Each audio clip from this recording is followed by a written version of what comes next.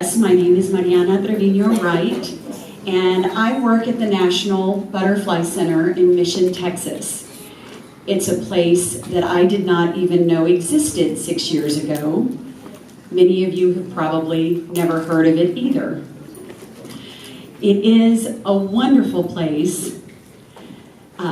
It's a project of the North American Butterfly Association, and they chose to put the one and only National Butterfly Center in Mission, Texas, here in the Rio Grande Valley, because we are home to more butterflies than anywhere in North America.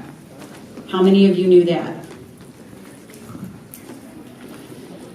It's amazing. There are about 700 species of butterflies in North America, and almost half of them, about 330 species, can be found in the Rio Grande Valley.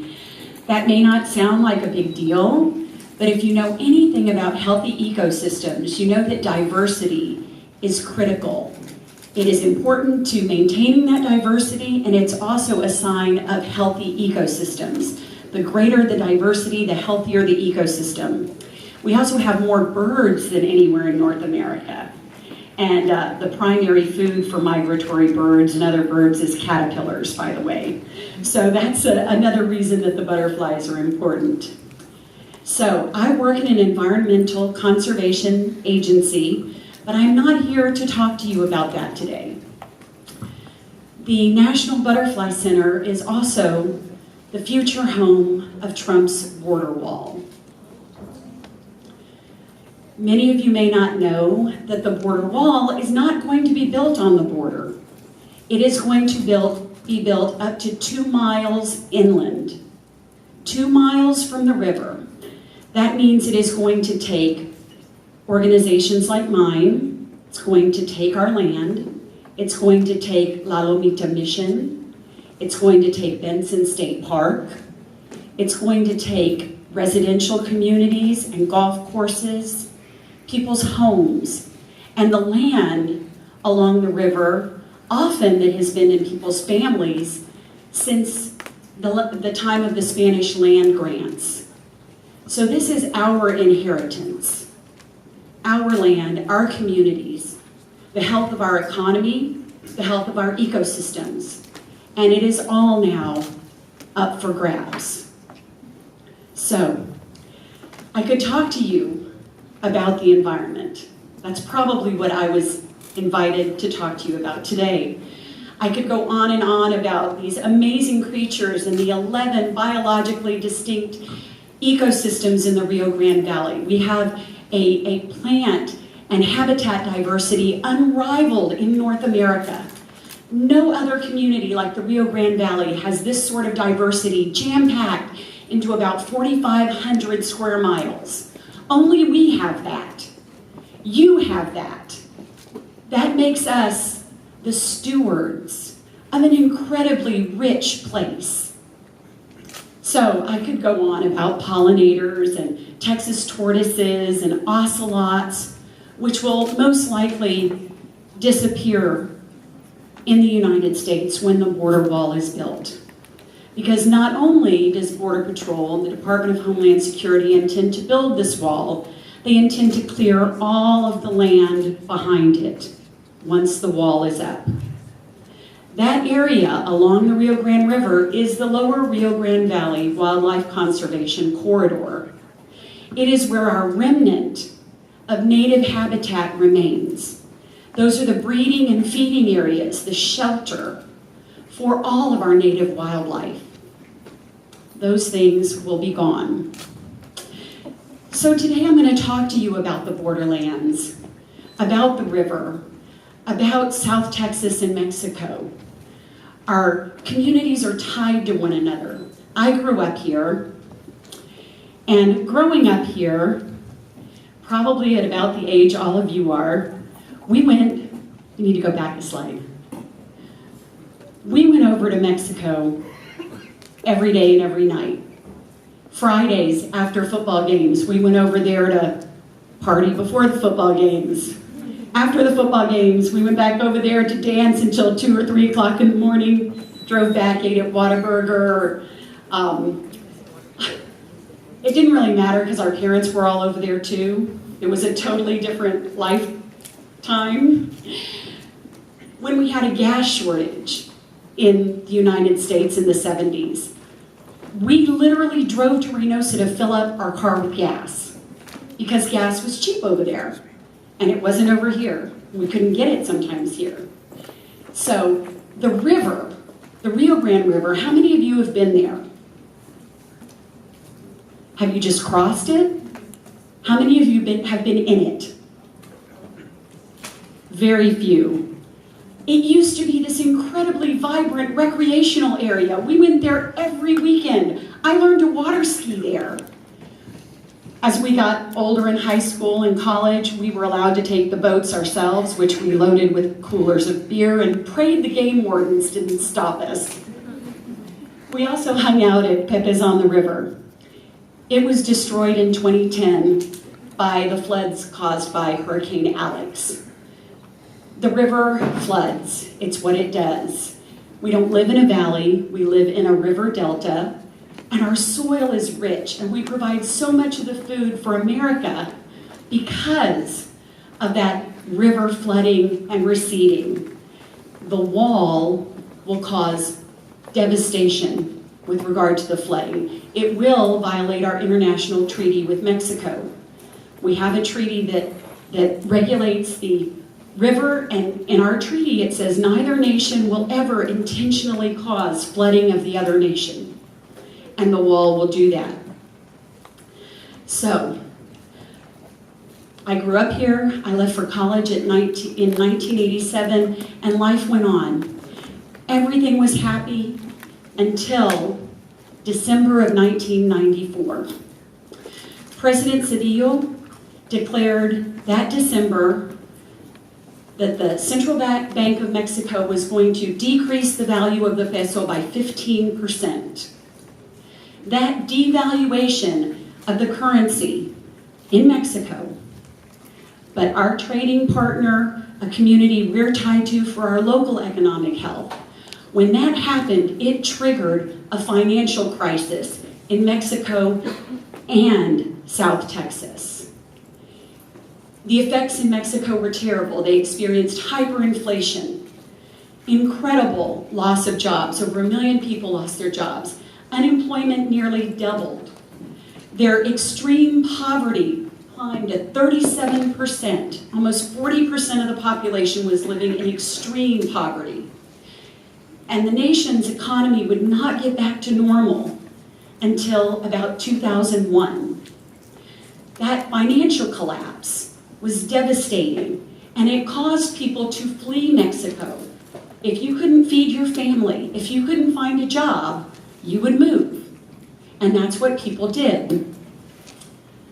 I know that words like hyperinflation and cost of goods and those things may not make a whole lot of sense to you. Maybe you're learning about them in economics or a textbook, but I wanted to show you this graphic just so you see. The price of goods went up by about 35%, and real wages, which is people's earnings, what they took home from their jobs, if they had one, went way, way, way down.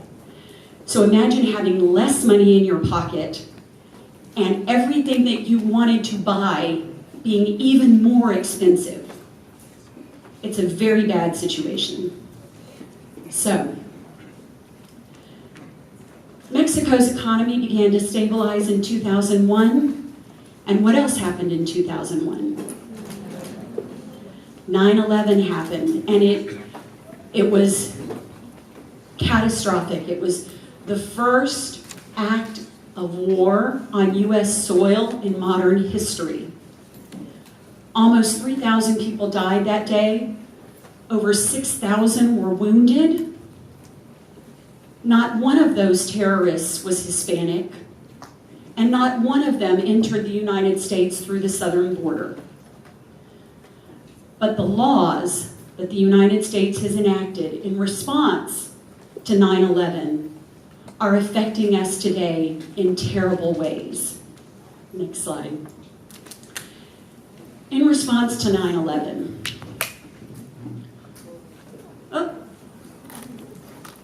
strobe light effect in here. Congress passed and President Bush signed the Homeland Security Act of 2002. This single act triggered the greatest restructuring of the American government in modern history. It took Immigration and Customs Enforcement and Customs and Border Protection, U.S. Border Patrol, and took them out from under the Department of Justice, where they had primarily worked to enforce our laws, and put them under the Department of Homeland Security, where their mission changed. Their mission became focused on preventing people from committing crimes.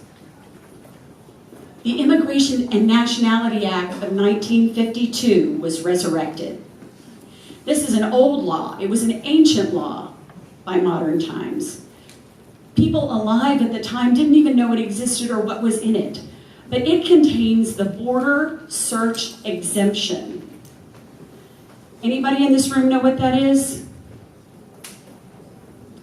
It means that if you live within 100 miles as the crow flies of any U.S. border, not just the southern border, but the East Coast, West Coast Canada, that you do not have the same rights and protections of a citizen. The Constitution, in many areas, does not apply to you by virtue of your geography, because you live here. Even right here at UTRGV, we are 25 miles from the border, give or take. Did you know that any Customs or Immigration officer or Border Patrol agent can come in here and search your person and your belongings and even demand the passwords to your electronic devices? You have no Fourth Amendment protections. They don't have to have probable cause, and they don't have to have a search warrant. Congress passed the Patriot Act, asserting it would help detect and prosecute terrorism. What it's really done is relieve judicial oversight of law enforcement, allow them to violate our privacy, and do all sorts of things that violate the rights of citizens. The administration also used 9/11 as a reason to have the National Security Agency start spying on people outside of the country without warrants. It's something we now know they're doing in the country to citizens without warrants. And they're doing it here. The National Guard, when they were deployed in 2014, actually planted dirt boxes, they're called, along the border. These dirt boxes trick your cell phone into connecting to them so that they can listen to your cell phone calls without warrant. Bush signed the Secure Fences Act of 2006, stating it would protect the American people and pave the way for immigration reform. It's 2018. Do we have immigration reform? Have we had it in the last 12 years? No, we have not. Next slide, please. So, we live in a Constitution-free zone. Take a look at this map. It may affect where you live as an adult. If you can leave the valley, you may choose to go live somewhere, have a home, a family, and a career somewhere where you can enjoy the rights and privileges of a full American citizen, because you don't have that here in the valley. Next slide.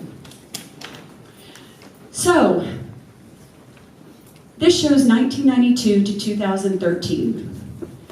In response to 9/11, in response to the Mexican peso devaluation and the flight that occurred from that financial crisis, what has happened to the staffing of Border Patrol? And this does not apply to the entire U.S., the Canadian border, Hawaii, Alaska. This is on the U.S.-Mexico border.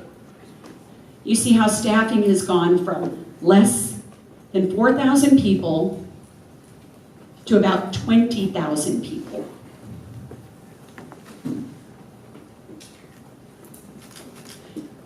Just to make the point even more dramatic, from 1952, when the Immigration and Nationality Act was passed, to now, the population of America has just about doubled, from about 150 million people to over 325 million people.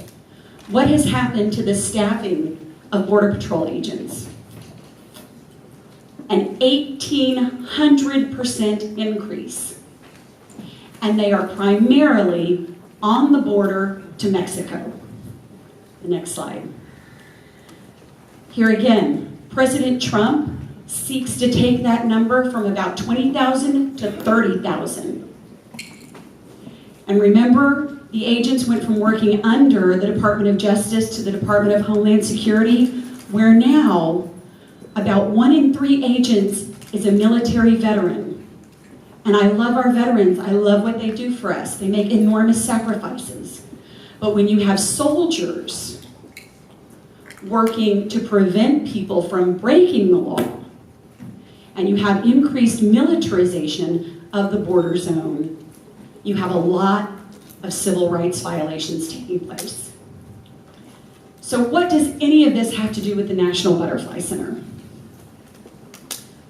Here's a red outline of our land, and the yellow line is the actual international border. It's supposed to be the middle of the river, but you can see the river has moved over the years. We are dedicated to environmental tourism. People come from all over the world and the country, honestly, to chase butterflies. And in doing so, those butterfliers and birders contribute about $450 million a year to our local economy. That will disappear and impact your quality of life when the border wall is constructed. That red line, that red area, shows how much of our land will be lost to the border wall. That loss of land may not be a big deal to you. But instead of land, imagine that's your loss of privacy, the loss of your inheritance, the loss of a cure for cancer that may be in one of our native plants. It's your loss of a job. It's your loss of security. That is what is at stake in our fight against the border wall. The National Butterfly Center has filed suit against the federal government.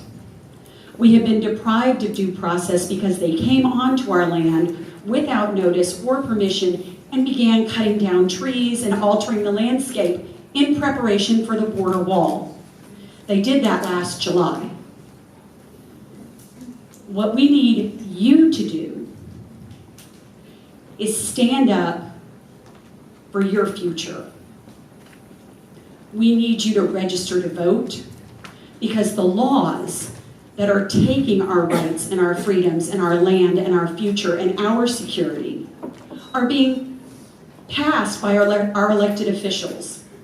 And they're doing it without any respect for the Rio Grande Valley, because we don't vote. Our voter turnout is always at 25% or below, and you need to lead the way for change. You need to preserve your rights and our land and your security, and you need to lead your families in doing it. Your parents, your brothers and sisters, your aunts and uncles, and everyone you know.